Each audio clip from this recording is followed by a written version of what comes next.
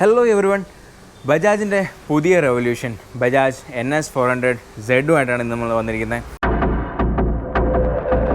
അപ്പോൾ fastest Indian എന്നുള്ള ടാഗൊക്കെ വിട്ടിട്ട് ബിഗ്ഗസ്റ്റ് പൾസർ യെറ്റ് എന്നുള്ളൊരു പുതിയൊരു ടാഗുമായിട്ടാണ് ബജാജ് ഈ പറയുന്ന പൾസർ NS400 നമ്മൾ മുന്നിലേക്ക് വന്നിരിക്കുന്നത്. നമ്മളിപ്പോൾ നിൽക്കുന്നത് മൂവാറ്റുപുഴയിലുള്ള ബജാജിൻ്റെ ഷോറൂമിലാണ്. ഈ പുതിയൊരു ബൈക്ക് നിങ്ങളിലേക്ക് എത്തിക്കാൻ വേണ്ടിയിട്ടാണ് നമ്മൾ വന്നിരിക്കുന്നത്. 4 കളർ വേരിയൻറ്റിൽ നമ്മൾ ഡോമിനാറിൽ കണ്ട അതേ എൻജിൻ സ്പെക്കുമായിട്ട് KTMൽ നിന്ന് കടമെടുത്ത അതേ 373cc എൻജിനുമായിട്ട് ആണ് ഈ ഒരു ബൈക്ക് വന്നിരിക്കുന്നത്. അൺഫോർച്ചുനേറ്റ്ലി നമുക്ക് ആ ഒരു 398cc ഒന്നും നമുക്ക് ബജാജിലേക്ക് ഇതുവരെയും എത്തിയിട്ടില്ല. അപ്പോൾ 40 ഹോഴ്സ് പവറും അതുപോലെ 35 Nm 6800 RPM ഉൽപ്പാദിപ്പിക്കുന്ന 8800 RPM ഇതിൻ്റെ ഒരു 40 BS പ്രൊഡ്യൂസ് ചെയ്യുന്നത്. അതുപോലെ 35 Nm പ്രൊഡ്യൂസ് ചെയ്യുന്നത് 6500 RPM. അപ്പോൾ ആ ഒരു കിടിലൻ ലിക്വിഡ് കൂൾഡ് എൻജിൻ നമുക്കിവിടെ കാണാം. ഇതിൽ ചേഞ്ചസ് ഒന്നുമില്ല. NSൻ്റെ സ്റ്റൈലിങ്ങിലും കാര്യമായിട്ടുള്ള ചേഞ്ചസ് ഒന്നുമില്ല. നമുക്ക് കാണാവുന്ന ഒരു ചേഞ്ചസ് എന്നൊക്കെ പറഞ്ഞു കഴിഞ്ഞാൽ ഇതാ ഈ ഒരു ലൈറ്റ്നിങ് സെറ്റപ്പോട് കൂടിയിട്ടുള്ള ഒരു ഇടിമിന്നലിൻ്റെയൊക്കെ ആകൃതിയിലുള്ള 2 ഇടിമിന്നൽ വന്ന് നിൽക്കുന്ന പോലെയുള്ള ഒരു LED DR വന്നിട്ടുണ്ട്. അതുപോലെ കുറേ ഫീച്ചേഴ്സിൽ അപ്ഗ്രേഡ് വന്നിട്ടുണ്ട്. ലൈക്ക് ഇതിൽ നമുക്കൊരു സ്വിച്ചബിൾ ആയിട്ടുള്ള ട്രാക്ഷൻ കൺട്രോൾ വരുന്നുണ്ട്. ബെറ്റർ ആയിട്ടുള്ള ഒരു ഇൻസ്ട്രുമെൻറ്റ് ക്ലസ്റ്റർ വരുന്നുണ്ട്. അപ്പോൾ നമുക്ക് അതിലേക്കൊക്കെ കാണിക്കാൻ ഞാൻ അതിലുള്ള ഡീറ്റെയിൽസ് എല്ലാം കാണിച്ചു തരാം. ആദ്യമായിട്ട് ഈ ഒരു ബൈക്കിൻ്റെ ലുക്സിൻ്റെ കാര്യം പറയുകയാണെങ്കിൽ ഞാൻ പറഞ്ഞ പോലെ NSൻ്റെ അല്ലെങ്കിൽ ആ ഒരു N സീരീസിൻ്റെ ലുക്സിൽ നിന്ന് കുറച്ച് ചേഞ്ചസ് നമ്മൾ ഫ്രണ്ടിൽ നിന്നൊക്കെ നോക്കുമ്പോൾ കുറച്ച് ചേഞ്ചസ് ഒക്കെ തന്നെയായിട്ട് എനിക്ക് തോന്നുള്ളൂ. ഒരുപാട് സിമിലാരിറ്റീസ് നമുക്ക് ഫീൽ ചെയ്യുന്നുണ്ട്. ഈ ഒരു പ്രൊജക്ടർ ഹെഡ് ലാമ്പ് യൂണിറ്റ് ആണെങ്കിലും ഈ ഒരു ഫ്രണ്ടിലത്തെ മൊത്തത്തിലൊരു ഷേപ്പൊക്കെ ആണെങ്കിൽ നമുക്കൊരു NS ആണ് എന്ന് തിരിച്ചറിയിക്കുന്ന രീതിയിൽ തന്നെയാണ് അതിൻ്റെ ആ ഒരു ഡിസൈൻ എലമെൻറ്റ്സ് ഒക്കെ വന്നിരിക്കുന്നത്. പക്ഷേ ഓഫ് കോഴ്സ് ഈ ഒരു മീറ്റർ ക്ലസ്റ്ററിൻ്റെ ഒരു ഭാഗമൊക്കെ ഡിഫറെൻ്റ് ആയിട്ട് വന്നിരിക്കുന്നു.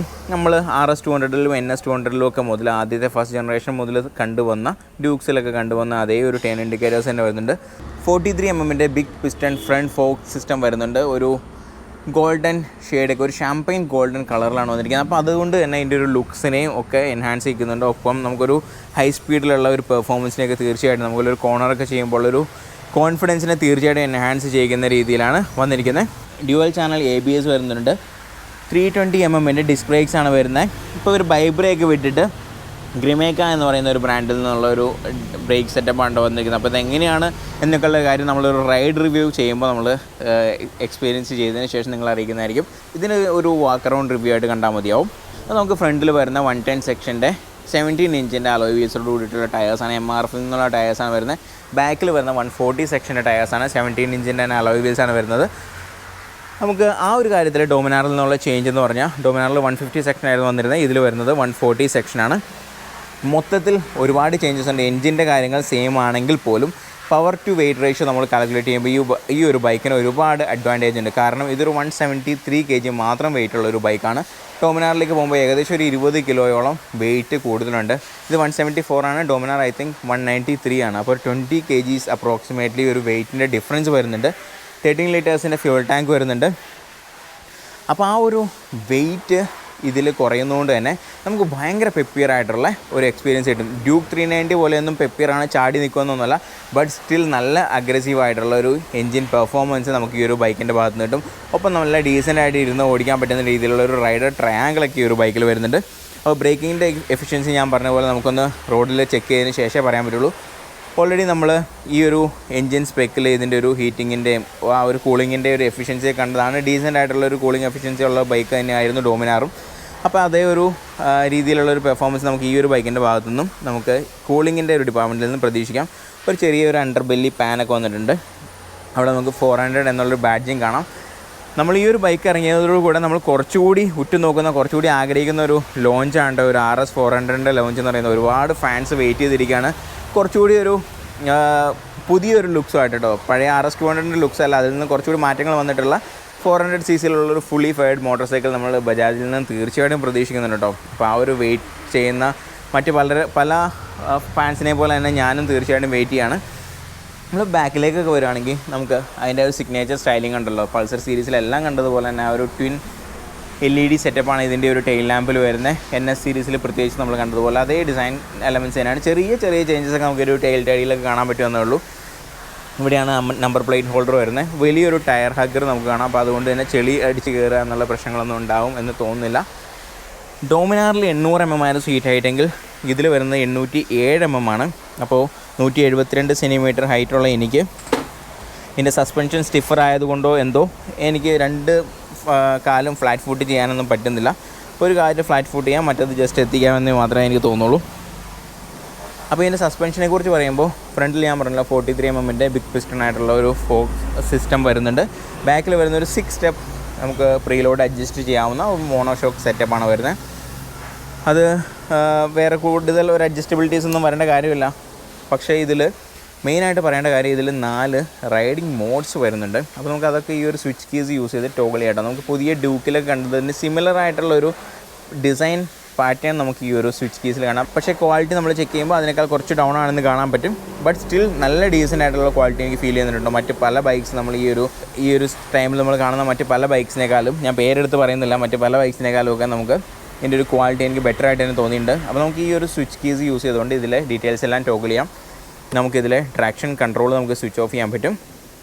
ഇതിൻ്റെ 2 മോഡ്സിൽ കേട്ടോ, അതായത് നമുക്ക് ട്രാക്ക് ആൻഡ് ഓഫ് റോഡ് മോഡിൽ നമുക്ക് ഇതിൻ്റെ ട്രാക്ഷൻ കൺട്രോൾ നമുക്കിങ്ങനെ സ്വിച്ച് ഓഫ് ചെയ്യാൻ പറ്റും. അതുപോലെ തന്നെ ഇതിന് 4 മോഡ്സ് വരുന്നുണ്ടെന്ന് പറഞ്ഞു. Rain road, track and off road, ഇങ്ങനെ 4 റൈഡിങ് മോഡ്സ് വരുന്നുണ്ട്. അപ്പോൾ അതിലെല്ലാം ഒരു പവർ ഡിഫറൻസ് വരും. അതുകൂടാതെ ABSൻ്റെ ഒരു ഇൻ്റർവെൻഷനിൽ നമുക്ക് ചേഞ്ചസ് വരും. ഇവിടെ ഒരു USB പോർട്ട്, ഒരു സ്പ്രിംഗ് ലോഡഡ് ആയിട്ടുള്ളൊരു ക്യാപ്പോട് കൂടിയിട്ടുള്ളൊരു USB-A പോർട്ട് നമുക്ക് കാണാം കേട്ടോ. അപ്പോൾ സ്പ്രിംഗ് ലോഡഡ് ആയതുകൊണ്ട് തന്നെ നല്ലൊരു ക്ലോഷർ ഉള്ളതുകൊണ്ട് തന്നെ അതിൽ മഴവെള്ളം കയറുമോ എന്നുള്ള പേടികളൊന്നും നമുക്ക് വേണ്ട. ഈ ഒരു ഭാഗത്തേക്ക് നോക്കിക്കഴിഞ്ഞാൽ E20 കമ്പാറ്റബിൾ ആണെന്ന് കാണിച്ചിട്ടുണ്ട്.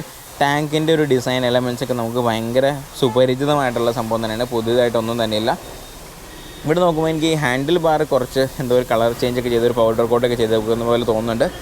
ഡീസൻറ്റ് ക്വാളിറ്റി എന്നേ പറയാനുള്ളൂ. പക്ഷേ ഇവിടെ നോക്കുമ്പോൾ ഓവറോൾ ഈ ഒരു LCD ഡിസ്പ്ലേ ഒക്കെ വരുന്നതുകൊണ്ട് തന്നെ കാണാൻ ബ്യൂട്ടിഫുൾ ആയിട്ടുണ്ട്. ഇതിൽ നമുക്ക് ഒരുപാട് ഇൻഫോ കിട്ടും കേട്ടോ. അതായത് നമുക്ക് ബ്ലൂടൂത്ത് വഴി കണക്ട് ചെയ്തിട്ട് നമുക്ക് മ്യൂസിക് ചേഞ്ച് ചെയ്യാം. അതുപോലെ കോൾ നോട്ടിഫിക്കേഷൻസ് എല്ലാം കിട്ടും.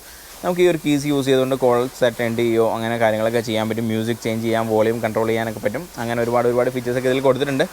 ബാക്കി ഇതിൽ സ്പീഡോമീറ്റർ, ഓഡോമീറ്റർ, അതുപോലെ tachometer, gear position indicator, fuel level, അങ്ങനെ ഉള്ള ബേസിക് കാര്യങ്ങളോടെ കൂടെ ഇതിനൊരു റൈഡ് മോഡ് ഏതാണെന്നുള്ള കാര്യം കൂടി ഇതിൽ കാണിച്ചു തരുന്നുണ്ട്. ഈ ഒരു ബൈക്കിൽ കുറച്ച് ബാറ്ററിയൊക്കെ ലോ ആണ്. അതുകൊണ്ട് നിങ്ങൾക്ക് ഫസ്റ്റ് ഓഫ് ഓൾ എനിക്ക് സ്റ്റാർട്ട് ചെയ്ത് കാണിച്ചു തരാനും നിവർത്തിയില്ല. ഹസാർഡ് ലാമ്പിൻ്റെ സ്വിച്ച് വരുന്നുണ്ട്. ഡീസൻറ്റ് ക്വാളിറ്റി തോന്നുന്നുണ്ട് ആ സ്വിച്ചിനും ഈ ഒരു സൈഡിലുള്ള സ്വിച്ചസിനും. ഈ സൈഡിലേക്ക് നോക്കുകയാണെങ്കിൽ നമുക്ക് ഒരേ സ്വിച്ചിൽ ഇൻറ്റഗ്രേറ്റഡ് ആയിട്ടുള്ള കിൽ സ്വിച്ചും അതുപോലെ സ്റ്റാർട്ടർ ബട്ടണും കാണാം. ഇവിടെ നമുക്ക് ഹെഡ് ലാമ്പിൻ്റെ ആ ഒരു ലൈറ്റിംഗ് സെറ്റപ്പ് മാറ്റാൻ വേണ്ടിയിട്ടുള്ള സ്വിച്ച് നമുക്ക് കാണാൻ പറ്റും. ഹെഡ് ലാമ്പ് സ്വിച്ച് ഓഫ് ചെയ്യാൻ പറ്റില്ല കേട്ടോ. നമുക്ക് ആ ഒരു DRL മാത്രമായിട്ട് ഇട്ടിട്ട് ഓടിച്ചുകൊണ്ട് നടക്കാൻ പറ്റും. അപ്പോൾ ഓഫ് കോഴ്സ് പിന്നെ എനിക്ക് ഇഷ്ടപ്പെട്ടൊരു കാര്യം എന്ന് വെച്ചാൽ ഇവിടെ നോക്കുമ്പോൾ ഞാൻ ഈ പറഞ്ഞ പോലെ ഈ ഒരു ടാങ്കിൻ്റെ ആ ഒരു സ്ലീക്ക് ഡിസൈൻ ഒരുപോലെയൊക്കെ തോന്നുന്നുണ്ട്, കണ്ട് മറന്ന പോലെ തോന്നുന്നുണ്ടെങ്കിലും ഈ ഒരു ഷാമ്പെയിൻ ഗോൾഡ് കളറിലുള്ള ആ ഒരു USD ഫോക്സ് ഒക്കെ ഇവിടുന്ന് കാണാം. അപ്പോൾ മൊത്തത്തിൽ കുറച്ചുകൂടി ഒന്ന് ബിഗ് ബൈക്ക് ആയതുപോലൊരു ഫീൽ ഉണ്ട്. 200-നേക്കാളും ഒക്കെ നമുക്കൊരു 400-ലേക്ക് വരുമ്പോൾ കുറച്ചുകൂടി ബിഗ് ബൈക്ക് ഓടിക്കുന്ന ഒരു ഫീൽ തീർച്ചയായിട്ടും കിട്ടും.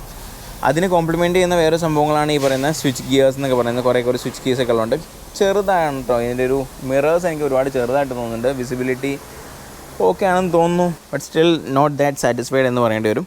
സീറ്റ്സ് ഓക്കെയാണ്, അത്യാവശ്യം വലിയ വൈഡൊന്നുമല്ല. പക്ഷേ ഇങ്ങനെ കുറച്ച് നമുക്ക് ഫ്രണ്ടിലോട്ടും ബാക്കിലോട്ടും ഒക്കെ ഇരുന്ന് ഒന്ന് റൈഡറിൻ്റെ പൊസിഷനൊക്കെ അഡ്ജസ്റ്റ് ചെയ്യാൻ പറ്റുന്ന രീതിയിലുള്ള സീറ്റ്സാണ് വന്നിരിക്കുന്നത്. ഇവിടെ നമുക്കൊരു പാഡിംഗ് ഒക്കെ വന്നിട്ടുണ്ട് ഫ്രണ്ടിൽ.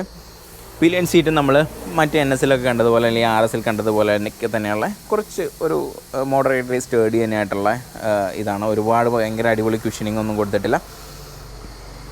അപ്പോൾ ഇതൊക്കെയാണ് നമ്മൾ ഈ കാണുന്ന NS 400-ൻ്റെ വിശേഷങ്ങൾ. അപ്പോൾ തീർച്ചയായിട്ടും നമ്മൾ എങ്ങനെയൊക്കെ നോക്കിയാലും അത്യാവശ്യം പെപ്പീറായിട്ടുള്ള ചാടി നിൽക്കുന്ന 2 ലക്ഷം രൂപയ്ക്ക് താഴെ മാത്രം എക്സ്-ഷോറൂം പ്രൈസുള്ള ഒരു മോട്ടോർ സൈക്കിൾ കേട്ടോ. അപ്പോൾ എപ്പോഴും ബജാജ് എന്ന് പറയുമ്പോൾ നമുക്കറിയാം നമ്മുടെ പോക്കറ്റ് ഫ്രണ്ടിലായിരിക്കും. അതിപ്പോൾ നമ്മൾ വാങ്ങുമ്പോഴാണെങ്കിലും അതിനുശേഷം ആഫ്റ്റർ സെയിൽസ് നമ്മൾ സർവീസിലേക്ക് പോകുമ്പോഴൊക്കെയാണെങ്കിലും നമുക്ക് പോക്കറ്റ് ഫ്രണ്ട്ലി ആണെന്ന് മാത്രമല്ല ഒരുപാട് സർവീസ് സെൻറ്റേഴ്സൊക്കെ അവൈലബിൾ ആയിട്ടുള്ള ഒരു ബ്രാൻഡാണ് ഈ പറയുന്നത് ബജാജ് എന്ന് പറയുന്നത്. പ്രത്യേകിച്ച് ഈ ഒരു പൾസർ സീരീസിലുള്ള ബൈക്സൊക്കെ നമുക്ക് എവിടെയും കൊണ്ടുപോകാം. ധൈര്യമായിട്ട് നമുക്ക് പാർട്സ് കിട്ടുന്നതിനൊന്നും ഒരു പ്രശ്നങ്ങളൊന്നും ഉണ്ടാവില്ല. അപ്പോൾ അങ്ങനെയുള്ള കാര്യങ്ങളൊക്കെ ഇങ്ങനൊരു ബൈക്ക് ചൂസ് ചെയ്യുമ്പോൾ ഒരു വളരെ ഉയർന്ന ലെവലിലേക്ക് പോയിരിക്കുന്ന ഒരു അടിപൊളി ഇന്ത്യൻ ബ്രാൻഡ് കൂടിയാണ് കേട്ടോ ബജാജ് എന്ന് പറയുന്നത്.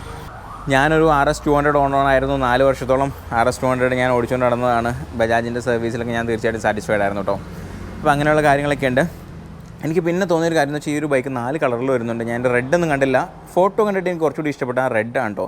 ഇതിൻ്റെ ഒരു സ്റ്റിക്കറിൻ്റെ ക്വാളിറ്റി കുറച്ചുകൂടി ബെറ്റർ ആക്കാമായിരുന്നു എന്ന് തോന്നി. എവിടെയൊക്കെയോ ഒരുപാട് ഒരു കോസ്റ്റ് കട്ടിങ് ചെയ്ത പോലെ തോന്നുന്നുണ്ട് ഈ സ്റ്റിക്കറിൻ്റെ ക്വാളിറ്റിയിൽ. അതിപ്പോൾ ഇവിടെയുള്ള NS 400Z എന്നൊക്കെ എഴുതിയേക്കുന്നതൊക്കെ ആണെങ്കിലും അങ്ങനെ ഒരു ഫീലുണ്ട് എനിക്ക്. പ്രത്യേകിച്ച് പെയിൻറ്റ് ക്വാളിറ്റിയും കുറച്ചുകൂടി ബെറ്റർ ആക്കാമായിരുന്നു എന്ന് തോന്നി. പിന്നെ നമുക്ക് ആ ഒരു പ്രൈസ് റേഞ്ചിൽ ഇങ്ങനെ ഒരു എഞ്ചിനൊക്കെ ആയിട്ടൊരു ബൈക്ക് കിട്ടുവാണല്ലോ. അപ്പോൾ ഒരുപാട് അതിനെക്കുറിച്ച് പറയേണ്ടതും കാര്യമില്ല. തീർച്ചയായിട്ടും ഡോമിനാർ 400-നേക്കാളും പ്രൈസ് കുറവാണ്. അപ്പോൾ പക്ഷേ അതിനേക്കാൾ കുറച്ചുകൂടി പെപ്പിയർ ആയിട്ടുള്ള കുറച്ചുകൂടി ഫീച്ചർ പാക്ഡ് ആയിട്ടുള്ള ഒരു ബൈക്ക് നിങ്ങൾക്ക് കിട്ടും. പക്ഷേ നിങ്ങളൊരു ലോങ് ടൂറിങ്ങാണ് ഉദ്ദേശിക്കുന്നതെങ്കിൽ കുറച്ചുകൂടി നിങ്ങൾക്ക് ഇണങ്ങുന്ന ഒരു ബൈക്ക്, ആ ഒരു സംഭവത്തിന് ഇണങ്ങുന്ന ഒരു ബൈക്ക് ഡോമിനാർ ആയിരുന്നു. ഇപ്പോഴത്തെ ഒരു സിനേറിയോ ഒരുപാട് മാറിയിട്ടുണ്ട്. ആ ഒരു കാറ്റഗറിയിൽ ഒരുപാട് ബൈക്ക്സ് വന്നിട്ടുണ്ട്. അപ്പോൾ അതിനെക്കുറിച്ച് കൂടുതലായിട്ട് നമ്മൾ പറയുന്നില്ല. ബട്ട് സ്റ്റിൽ ഡോമിനാർ ഒരു നല്ലൊരു ചോയ്സ് ആയിരുന്നു ഒരു കാലം വരെയൊക്കെ. അവരും ഇനിയും ഒരുപാട് മുന്നോട്ട് പോകേണ്ടിയിരിക്കുന്നു എന്ന് എനിക്ക് തോന്നുന്നുണ്ട്. പേഴ്സണലി എനിക്ക് അങ്ങനെ ഫീൽ ഉണ്ട്. കാരണം ഒരുപാട് ചേഞ്ചസ് ഒന്നും അതിൽ വന്നിട്ടില്ല. കുറച്ച് അഡീഷണൽ ആക്സസറീസ് ഫ്രീ ആയിട്ട് അതിൻ്റെ കൂടെ കൊടുത്തു എന്നല്ലാതെ നല്ലൊരു ചേഞ്ച് ഒന്നും ആ ഒരു ബൈക്കിന് ഒരു ഫേസ് ലിഫ്റ്റ് ഒന്നും വന്നിട്ടില്ല. അപ്പോൾ അതിന് വേണ്ടിയിട്ട് നമുക്ക് കാത്തിരിക്കാം. അതോടൊപ്പം ഒരു RS 400 കൂടി ഇറങ്ങും എന്നുള്ള ഒരു പ്രതീക്ഷയിൽ നമുക്ക് നോക്കിയിരിക്കാം. അപ്പോൾ ഇത്രയൊക്കെയായിരുന്നു കേട്ടോ എൻ്റെ ഒരു വാക്ക് അറൗണ്ട് റിവ്യൂയിലുള്ള ഇതിൻ്റെ കാര്യങ്ങൾ. എന്തെങ്കിലും ഡീറ്റെയിൽസൊക്കെ വിട്ടുപോയിട്ടുണ്ടെങ്കിൽ നിങ്ങൾ കമൻറ്റ് ബോക്സിൽ ചോദിക്കുക. ഞാൻ അതിനെ പോസ്റ്റ് ചെയ്യുന്നതായിരിക്കും, അതിൻ്റെ ഡീറ്റെയിൽസ് അറിയിക്കുന്നതായിരിക്കും. അപ്പോൾ നിങ്ങളുടെ ഈ ഒരു വീഡിയോയെക്കുറിച്ചും ഈ ഒരു ബൈക്കിനെ കുറിച്ചുള്ള നിങ്ങളുടെ അഭിപ്രായങ്ങൾ, ഞാൻ പറഞ്ഞ അഭിപ്രായങ്ങളോട് നിങ്ങൾ യോജിക്കുന്നുണ്ടോ ഇല്ലയോ എന്നുള്ള കാര്യങ്ങൾ നിങ്ങൾ കമൻറ്റ് ബോക്സിൽ അറിയിക്കുക. ഇനിയും ഇതുപോലുള്ള മറ്റൊരു അടിപൊളി വീഡിയോ ആയിട്ട് നിങ്ങളുടെ മുന്നിലേക്ക് വരുന്നവരായിരിക്കും. Ride safe, hill bikers, by.